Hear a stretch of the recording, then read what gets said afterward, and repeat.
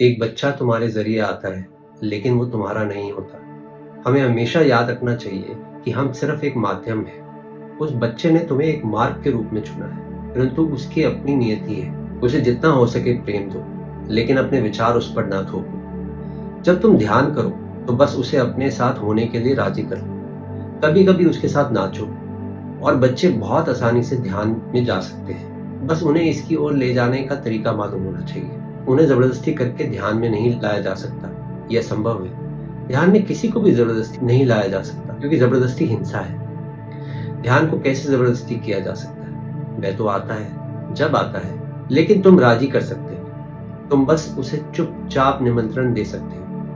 उसके साथ नाचो, उसके साथ गाओ, उसके साथ मौन में बैठो। धीरे-धीरे वह इसे समझने लगेगा। धीरे-धीरे वह इस खेल का आनंद लेने लगेगा।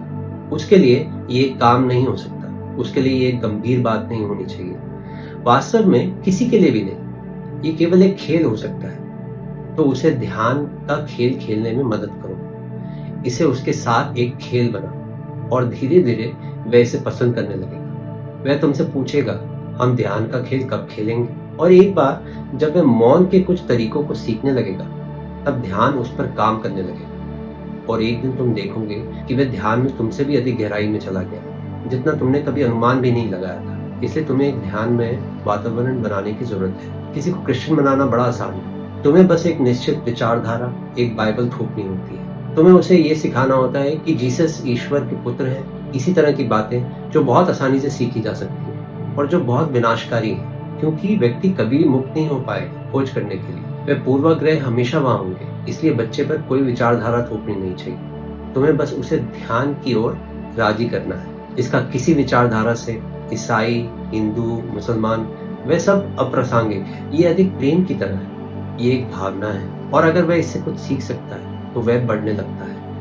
एक दिन वह इसके लिए तुम्हारे लिए आभारी होगा कि तुमने उसकी मदद की। अभी वह समझ नहीं पाएगा, इसलिए पूरी जिम्मेदारी तुम्हारी है। और निरीक्षण से ये पता चला है कि अगर बड़े लोग थोड़े अधिक ध्यान में होते हैं, तो बच्चे बहुत आसानी से इसे आत्मा में ग्रहण कर लेते हैं।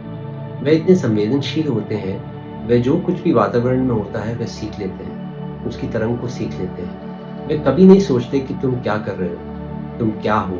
वे हमेशा इसका सम्मान करते हैं, और उनके पास बहुत गहरी अंतर्दृष्टि, स्पष्टता और सहज ज्ञान युक्ति होती है। जब तुम्हारे चेहरे पे झूठी मुस्कान होती है, तो वे तुरंत जान लेते हैं कि ये झूठी है, क्योंकि तुम्हारी आंखें कुछ और कह रही होंगी, और उससे भी ज्यादा तुम्हारा पूरा शरीर कुछ और कह रहा होगा कि तुम बस नाटक कर रहे हो, कि ये सिर्फ एक नीति है। वे शायद इतने शब्दों में इसे व्यक्त नहीं कर सकता, लेकिन वे तुरंत इसे महसूस कर लेगा। इसलिए बच्चों के साथ कभी असत्य ना हो, क्योंकि वे तुरंत जान जाएंगे।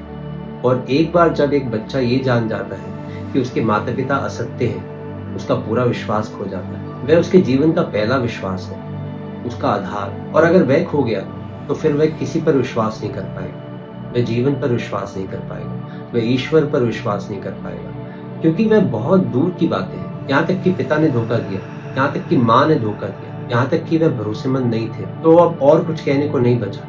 एक बार जब एक बच्चा सीख जाता है, और हर बच्चा सीखने वाला है, एक बच्चे को धोखा देना असंभव है। अभी तक एक बच्चे को धोखा देने की कोई विधि नहीं मिली है।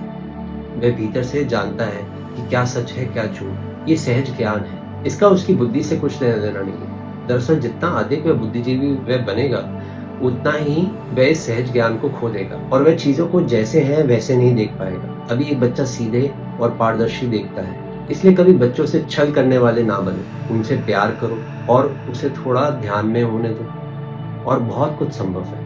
ये एक बड़ी जिम्मेवारी है। जब हम एक जीवन को इस धरती पर उतारने का माध्यम बन रहे हैं, हमें अपनी पूरी सूझ और बूझ के साथ उनका पालन और पोषण करना चाहिए।